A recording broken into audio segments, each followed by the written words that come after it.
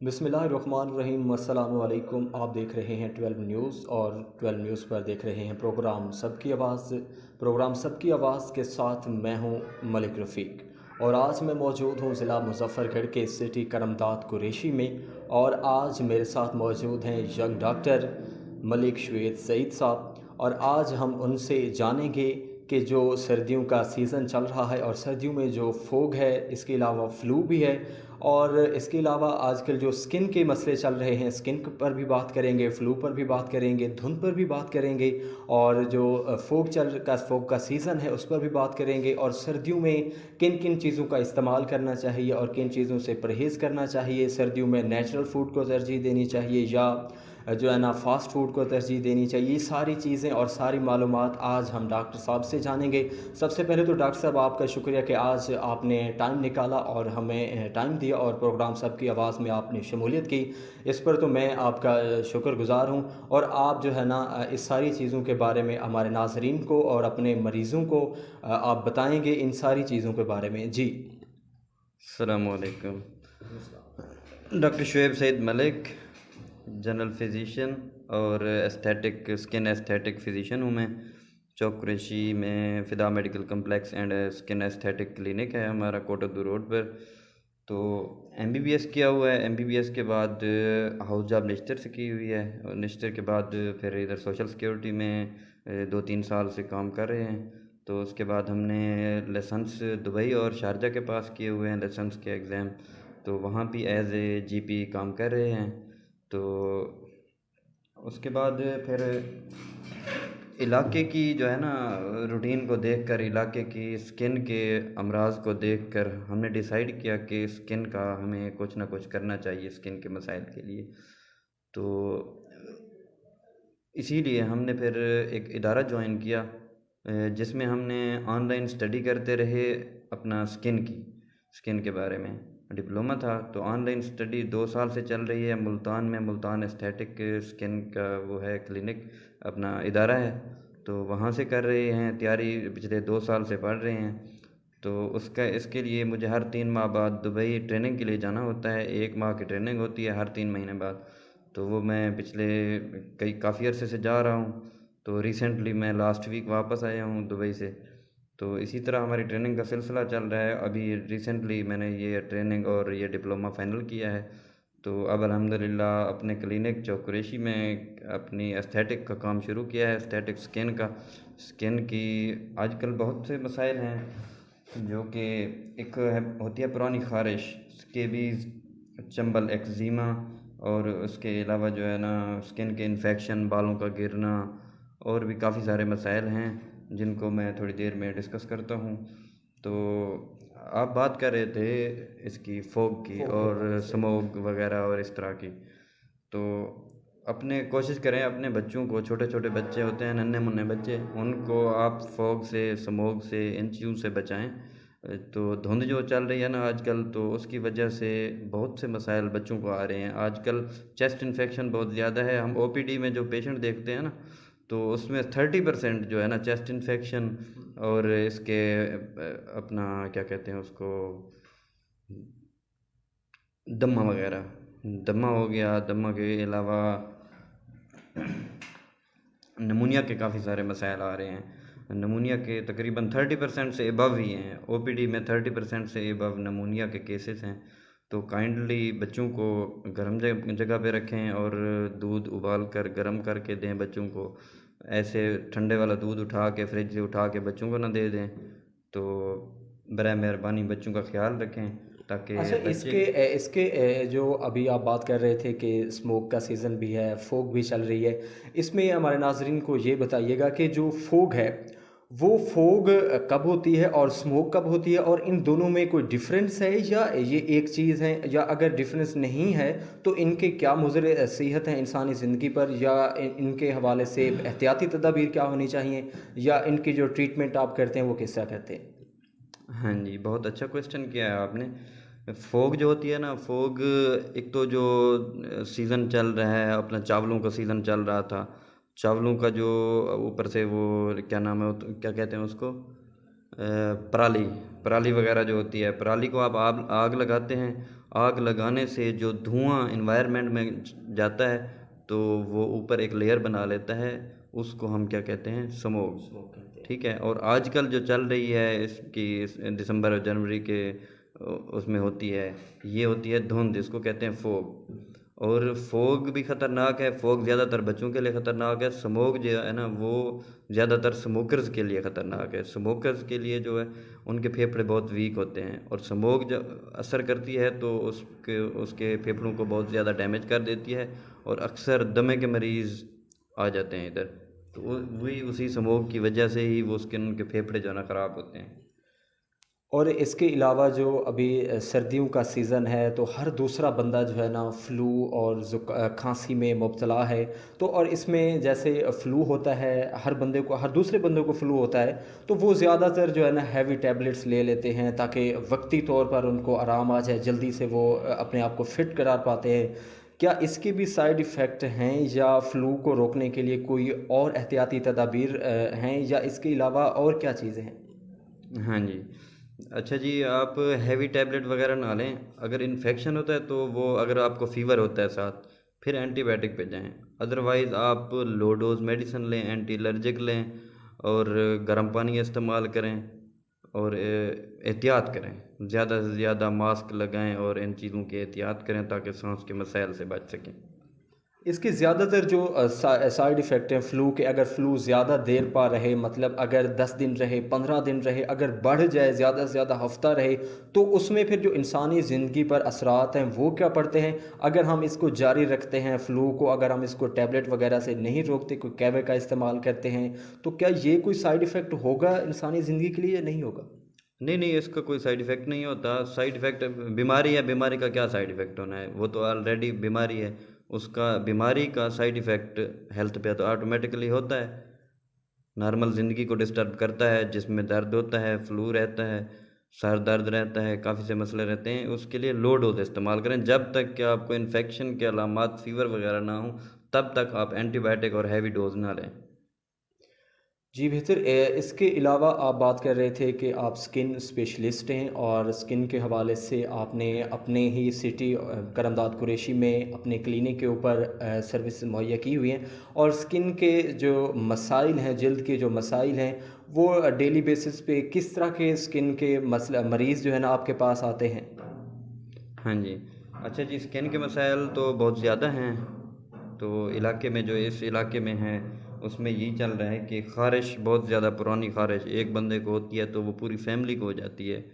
तो लोग बस उसकी जनरल सी ट्रीटमेंट रिजेक्ट्स खाते रहते हैं परमानेंटली। कोई 1 महीने से रिजेक्ट्स खा रहा है, कोई 2 माह से खा रहा है, मतलब एंटी एलर्जिक पे चल रहे हैं। वक्ती तौर पे आराम है, परमानेंटली उसका उन्होंने कोई इलाज नहीं किया। तो उसके लिए परमानेंट इलाज कराना चाहिए। तो इसके अलावा, ख़ारिश के अलावा स्केबीज़ चल रही है। स्केबीज़ बहुत ज़्यादा पेशेंट आ रहे हैं, चंबल के, एक्जिमा के। और इसके अलावा फंगल इन्फेक्शन है, तो बालों के गिरने का मसला है लोगों में। तो बालों के गिरने के लिए हमने एक पीआरपी का बहुत ही अच्छा इलाज है। पीआरपी तो ऑल ओवर द वर्ल्ड, क्या पाकिस्तान में बहुत ज़्यादा हो रही है, और बहुत ही महंगी ट्रीटमेंट हो रही है, जिसके लिए हमने एक लेटेस्ट यूएई से, दुबई से हमने ये पीआरजीएफ का मेथड सीख के आए हैं। तो वो बड़े शहरों में, मुल्तान, लाहौर, इस्लामाबाद में बहुत ही कम इक्का दुक्का जगह पे हो रही है। इंशाल्लाह हम इधर ही स्टार्ट किया हुआ है। तो वो आपको कम से कम लाहौर और पाकिस्तान के बड़े शहरों में वो तकरीबन 10 से 15 हज़ार, 20 हज़ार में मिल रही है। इंशाल्लाह हम स्टार्ट कर रहे हैं, तो वो आपको सर्विस बहुत ही कम, 50% से भी कम प्राइस में आपको देंगे। अच्छा, इसके अलावा आप कह रहे हैं कि हमने करमदाद कुरैशी में क्लिनिक फ़िदा मेडिकल कॉम्प्लेक्स में ये स्किन के भी और फिज़िकल जो आप दे रहे हैं, ये भी आप सारी चीज़ें यहाँ पर कर रहे हैं। इसके अलावा जो आप सर्विसेज दे रहे हैं वो कौन कौन से सिटी को दे रहे हैं, या सिर्फ आपने करमदाद कुरैशी को ही सर्विस दी हुई है? जी जी, हाँ जी। चौक कुरैशी में जो है ना हमारा क्लिनिक है, जुम्मे के अलावा हर दिन के लिए ओपन है। सुबह 11 बजे खुलता है, शाम 7 बजे तक। उसके अलावा जुम्मे वाले दिन हमने छुट्टी रखी हुई है। जुम्मे वाले दिन पहले टाइम छुट्टी, पिछले टाइम जो है ना वो हम शाहजमाल में है, ज़ैनब अस्पताल, डॉक्टर गफूर साहब की है। तो वहाँ पे 4 बजे से 8 बजे तक होंगे। तो वहाँ भी यही वाली स्किन की सारी खिदमात अंजाम देंगे। वहाँ पे पीआरपी भी करेंगे इंशाल्लाह, पीआरजीएफ लेटेस्ट टेक्निक जो है। पीआरजीएफ के अलावा माइक्रो नीडलिंग फेस की पीआरपी, तो उसके अलावा अपना सबसिजन करेंगे जिसमें एक्नी के स्कॉर्स बहुत ज़्यादा होते हैं, लोगों को बहुत ज़्यादा मसाइल है। और फेस की लुक को बहुत अच्छी करने के लिए हाइड्रा फेशियल की सहूलत भी हमारे पास मौजूद है। और शाजमाल में भी हम इंशाल्लाह यही सेम ट्रीटमेंट देंगे। और हमारे क्लिनिक पर तो 6 दिन अवेलेबल है हफ्ते में, 1 दिन शाजमाल, बाकी 6 दिन इधर इंशाल्लाह। अच्छा, इसके अलावा जो आप मेडिकल फील्ड में आए हैं, आपने कब से, आप अपनी डिग्री कंप्लीट होने के बाद कब से आपने मेडिकल फील्ड में आए और कितना अरसा हो गया और कितना तजुर्बा रखते हैं आप इस चीज़ में? अच्छा जी, 2016 में हमारी ग्रेजुएशन हुई, तो उसके बाद फिर हमने 2016, 17, 18 3 साल इंटर्नशिप की। इंटर्नशिप प्रोग्राम हमने जिन्ना हॉस्पिटल लाहौर में किया। तो उसके बाद फिर हमारी शुरू हो गई निश्तर में जॉब। तो निश्तर में 1 साल की, निश्तर के बाद फिर हमने इधर सोशल सिक्योरिटी ज्वाइन डीएच के मुजफ्फरगढ़ में भी की। और उसके बाद फिर हमने दुबई और शारजा में भी एज ए जनरल फिजिशियन काम किया। तो उसके बाद पिछले 2 साल से हम सोशल सिक्योरिटी पार्कों में कस्बा गुजरात में काम कर रहे हैं। तो उसके साथ साथ अभी हमने फिर ये इसमें अमेरिकन एस्थेटिक एसोसिएशन से हमने ये डिप्लोमा किया है, और उसके अलावा कैनेडियन बोर्ड से भी ये एस्थेटिक का डिप्लोमा किया है। तो उसी की जो है ना डिग्री पे हम इंशाल्लाह आप अपनी प्रैक्टिस एस्थेटिक की, स्किन की स्टार्ट करने लगे हैं। तो इंशाल्लाह पूरे इलाके को, पूरे वसेब को हम खुश करेंगे। और जो लोग मुल्तान, लाहौर इधर उधर जाते हैं स्किन के प्रॉब्लम के लिए, तो उनके लिए हम इधर ही चौक कुरैशी और शाजमाल में खिदमात अंजाम देंगे, और तकरीबन मसाइल का हल आपको इधर ही मिलेगा इंशाल्लाह। इसके अलावा डॉक्टर साहब, आप हमारे नाज़रीन को ये भी बताएं कि अगर कोई मरीज़ आपके पास आता है, क्योंकि जब मरीज़ कोई आपके पास आता है तो वो ये सोच के भी आता है कि एक तो फ़ीसेस भी उनकी होती हैं, सबसे ज़्यादा डॉक्टर्स की फ़ीस होती हैं, एमबीबीएस डॉक्टर की।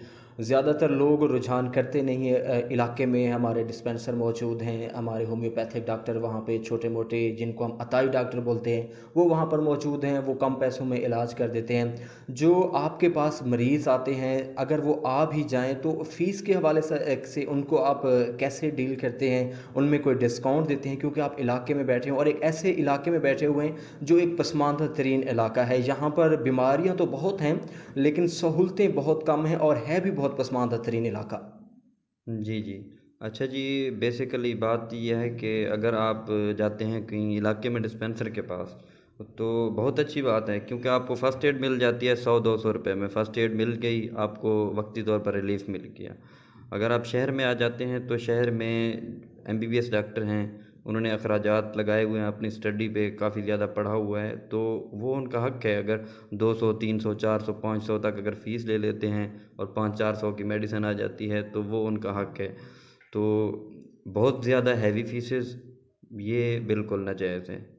और इसके अलावा मेरा ये असूल है कि डेली अगर अपनी क्लिनिक पर 10 पेशेंट, 15 पेशेंट, 20 पेशेंट, हर 10 के बाद 1 पेशेंट फ्री देखता हूँ। मतलब कि उसकी फ़ी भी फ्री और मेडिसिन भी उसको 50% ऑफ पे, वो सिर्फ अल्लाह की राह की खातिर। जी, इसके अलावा हमारे नाज़रीन को आप ये भी बताएं अपनी ज़ाती ज़िंदगी के बारे में कि आप जो पूरा हफ़्ता गुज़ारते हैं, पूरा वीक गुज़ारते हैं, इसमें आप कह रहे हैं कि करमदाद कुरैशी में भी आपने सर्विस दी हुई है, शाहजमाल में भी आपने दी हुई है, कस्बा गुजरात सोशल सिक्योरिटी में भी आपने सर्विस दी हुई है।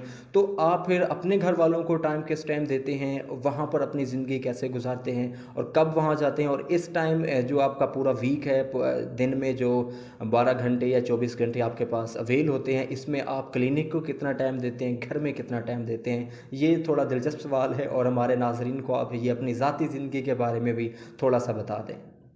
हाँ जी। अच्छा जी, सुबह सवेरे उठता हूँ, नाश्ता किया, नाश्ता करने के बाद ड्यूटी कस्बा गुजरात, ड्यूटी 8 साढ़े 8 बजे ड्यूटी पे पहुँचे। वहाँ पे पेशेंट देखे, पेशेंट तकरीबन 100 प्लस पेशेंट होता है वहाँ पे आजकल तो वही नमूनिया का पेशेंट और चेस्ट इन्फेक्शन के ज़्यादातर बच्चों को यही मसाइल हैं। वहाँ पे पेशेंट देखे, उसके बाद 2 बजे वापसी क्लिनिक पे पहुँच गए।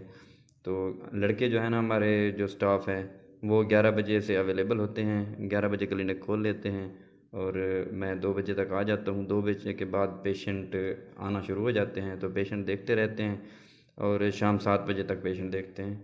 तो दोस्त भी आते जाते रहते हैं, मुख्तलिफ़ सिटी से डॉक्टर दोस्त भी आते जाते रहते हैं, मतलब कि पेशेंट वगैरह चेक करने के लिए। पीड्स के लास्ट मंथ पीड सर्जरी के असिस्टेंट प्रोफेसर डॉक्टर सादत सईद भी एक फ्री कैंप लगा के गए हैं और इलाके के लिए हम कोशिश करते रहेंगे, फ्री कैंप वगैरह करते रहेंगे हर हफ्ते, हर 15-20 दिन बाद, 1 महीने बाद। जिस तरह अच्छे से अच्छे डॉक्टर हमें सर्विस देंगे, इंशाल्लाह हम इलाके की खिदमत के लिए ये करते रहेंगे फ्री कैंप। तो बाकी उसके बाद क्लिनिक 7 बजे क्लिनिक से फिर फ्री होके 7 साढ़े 7 बजे घर चले जाते हैं। वहाँ पर बच्चों को, फैमिली को टाइम देते हैं। तो बाकी नॉर्मल लाइफ है अल्हम्दुलिल्लाह। पेरेंट्स के साथ भी टाइम गुजारते हैं, बच्चों के साथ टाइम गुजारते हैं। तो थैंक यू। अच्छा, एक और आखिर में एक और क्वेश्चन आपसे करना चाहूँगा। बिल्कुल ये दिलचस्प भी है कि जिस तरह आप मरीज़ों को कहते हैं कि जी मरीज़ आपके पास आते हैं, आप कहते हैं कि जी इस चीज़ से परहेज़ करना है, इस ये चीज़ आपने नहीं खानी और ये चीज़ आपने नहीं खानी। मेरे ख़्याल से मरीज़ वैसे भी वो आपके अगेंस्ट ही जाता है, वो सारी चीज़ें इस्तेमाल ही कर लेता है, वो नहीं करता, अगेंस्ट जाता है, इस्तेमाल कर लेता है, फिर दोबारा आपके पास आता है। जब आप ख़ुद बीमार होते हैं, ज़ाहिर बात है, हम अगर बीमार होते हैं तो डॉक्टर भी बीमार हो सकते हैं। आप बीमार होते हैं तो आप क्या अब अपना इलाज आप करते हैं, और जो चीज़ें आप दूसरों को परहेज़ के लिए बोलते हैं, क्या वो आप ख़ुद भी परहेज़ करते हैं या नहीं करते या कर नहीं पाते? अच्छा जी, ये क्वेश्चन तो बहुत हैवी क्वेश्चन है। लेकिन मैं जो है ना दूसरे डॉक्टरों की तो बात नहीं करता। मैं खुद जो है ना, अगर दमे का पेशेंट आता है उसे सिगरेट के लिए रोकता हूँ, क्योंकि मैं खुद नहीं पीता सिगरेट। उसे रोकता हूँ और वो कोशिश करता है बंदा, पेशेंट जो है ना, वो रुक जाए। लेकिन मैं अल्हम्दुलिल्लाह सिगरेट नहीं पीता। और मैदे का मरीज़ आ जाए तो उसे तली हुई चीज़ें, समोसा, पकोड़ा और इस तरह के चिकन पीस वगैरह ये लोग बहुत ज़्यादा खाते हैं, तो उनको भी रोकता हूँ। क्योंकि मैं कभी कभी मतलब मंथली एक दफ़ा 2 दफ़ा आउटिंग पे गए फैमिली के साथ, तो वहाँ पे ये चीज़ें खाने को मिलती हैं। तो अल्हम्दुलिल्लाह ठीक चल रहा है। अच्छा, जैसे सर्दियों का सीज़न चल रहा है, अभी सर्दियों में आप अगर बाहर निकलें तो आपको ठेले वाले, रेहड़ी वाले बहुत सारे मिलेंगे जो जिन्होंने ये फ़ास्ट फूड लगाया हुआ है। सर्दी में फ़ास्ट फूड ज़्यादा चलता है। समोसा हो गया, दही बल्ले हो गए, या ये चिप्स हो गई, मछली फ्राई हो गई। इसके अलावा फ़ास्ट फूड में बहुत सारी चीज़ें आती हैं जो कि सर्दी के सीज़न में ज़्यादातर चलती हैं, और लोग इसको बड़े ही शौक़ से खाते हैं, लज़ीज़ा समझ कर खाते हैं। तो आप इस पे ये कहना चाहेंगे कि अगर ये खाते हैं उसके उन पे जो सेहत के ऊपर जो उनके मुज़र असरात हैं वो पड़ते हैं, या खाने चाहिए या नहीं खाने चाहिए, या उनको सिर्फ़ नेचुरल फूड इस्तेमाल करना चाहिए सर्दियों में? जी, जी। अच्छा जी, ये चीज़ें जो है ना डिस्टर्ब करती हैं रूटीन को। आपकी रूटीन लाइफ़ जो है ना उसको डिस्टर्ब करती हैं। एक तो अगर आप तली हुई चीज़ें खाएँगे तो आपका मैदा ऑटोमेटिकली ख़राब होना है। समोसा सबसे ज़्यादा ख़राब करता है, समोसा, पकोड़ा, चिकन पीस भी करता है। उसके अलावा जो फ़ास्ट फ़ूड में पिज़्ज़ा वग़ैरह है, बर्गर वग़ैरह है, इन चीज़ों को तो बिल्कुल ना खाएँ, क्योंकि आपके मैदे को डिस्टर्ब करते हैं। पूरे जिस्म में सबसे ज़्यादा काम करने वाली चीज़ है जो है ना, वो है हमारा मैदा। अगर वो मैदा ठीक रहता है तो पूरा जिस्म ठीक काम करता है। बेसिकली मैदा जब ख़राब होता है तो पूरा जिस्म काम करना छोड़ जाता है, मतलब अच्छी तरह काम नहीं कर सकता। अच्छा, आखिर में वैसे तो मैं आखिर बार-बार कह रहा हूँ कि आप सोच रहे होंगे कि इतने सवालात हो रहे हैं। आखिर चलें, ये आखिरी सवाल ही हो जाएगा आपसे कि जैसे कि स्मोक का भी आपने बता दिया, फ़ूक का बता दिया हमारे नाज़रीन को। इसके अलावा आपने फ़ास्ट फ़ूड का बता दिया, इन सारी चीज़ों का एहतियाती तदाबीर के बारे में बता दिया, इनके साइड इफ़ेक्ट के बारे में बता दिया। आखिर में नेचुरल फ़ूड के हवाले से कुछ बता दें कि नेचुरल फ़ूड जो है हमारा, जो कुदरती तौर पर हमारे पास अवेलेबल होता है, सर्दियों के सीज़न में हमारे पास होता है, क्योंकि हमारे पास अभी सर्दियों का सीज़न चल रहा है, दिसंबर का महीना। अगर दिसंबर की मैं बात करूँ तो जब दिसंबर के महीने की बात होती है तो सबके जहन में और सबके उसमें आता है कि दिसंबर सर्दी वाला महीना है, बहुत कड़क सर्दी होती है। इसमें नेचुरल फूड, और अगर कोई इसके अलावा अलग से कोई फ़ास्ट फूड जो फ़ायदेमंद हो अगर हो, तो वो आप रिकमेंड अगर करना चाहें हमारे नाज़रीन को तो? जी, जी, आप फ्रूट का इस्तेमाल ज़्यादा करें। एक अंडा सुबह-सुबह आप लाज़मी लें। वो क्योंकि प्रोटीन होती है, प्रोटीन आपको बहुत अच्छा सेहत को रखती है। तो मैक्सिमम आप फ्रूट इस्तेमाल करें, ड्राई फ्रूट अगर अवेलेबल होते हैं तो ड्राई फ्रूट भी इस्तेमाल करें। और वैसे तो साग का और क्या चावलों की रोटी का सीज़न है, वो भी इस्तेमाल करें, लेकिन कम करें, मतलब वीकली एक दफ़ा कर लें। और बाकी नॉर्मल जो लाइफ है उसमें जो चीज़ें आपको रोकी हैं, तली हुई चीज़ें और बाकी चीज़ें वो नहीं खानी, बाकी जो नॉर्मल हैं वो खाएं, नेचुरल फूड्स। Thank you. जी, बहुत शुक्रिया डॉक्टर साहब ने आज हमें टाइम दिया। उन्होंने फ़ोक के बारे में बताया, अपनी ज़ाती ज़िंदगी के बारे में बताया, उन्होंने डिग्री कहाँ से की, कौन कौन सी डिग्री की, उन्होंने ये सारी चीज़ें, सारी तफसीलात बताई। उन्होंने धुन के बारे में बताया, उन्होंने उसके जो मुज़र सेहत पे उनके नुकसानात हैं, उन सब सारी चीज़ों के बारे में बताया। और उन्होंने ये भी बताया कि उन्होंने कहाँ कहाँ पे अपनी अपनी सर्विसेज दी हुई हैं और कौन कौन सा वो वर्क करते हैं। उन्होंने बताया कि जनरल फिजिशियन का वो वर्क करते हैं, इसके अलावा वो हर किस्म की जो स्किन एलर्जी है उसका इलाज करते हैं। और कस्बा गुजरात में भी अपनी सर्विसेज दे रहे हैं, और शाह जमाल ज़ैनब अस्पताल में वो सर्विसेज दे रहे हैं, करमदाद कुरैशी में भी वो अपनी सर्विसेज दे रहे हैं। उन्होंने अपनी ज़ाती ज़िंदगी के बारे में बताया और सारी चीज़ों का उन्होंने ये वक्त निकाला हमारे लिए और हमें बताया। इस पर मैं डॉक्टर मलिक शुएब सईद साहब का बहुत और बेहद मशकूर हूँ कि उन्होंने आज हमारे इस प्रोग्राम में शमूलियत हासिल की और हमें इस सारी चीज़ों के बारे में मुझे भी बताया, आप सबको बताया, हमारे देखने वालों को बताया, अपने मरीज़ों को बताया, अपने इलाका वालों को बताया। इसी के साथ ही प्रोग्राम का वक्त इख्तिताम को पहुँचा। मुझे दीजिए इजाज़त। अल्लाह हाफ़िज़। पाकिस्तान जिंदाबाद।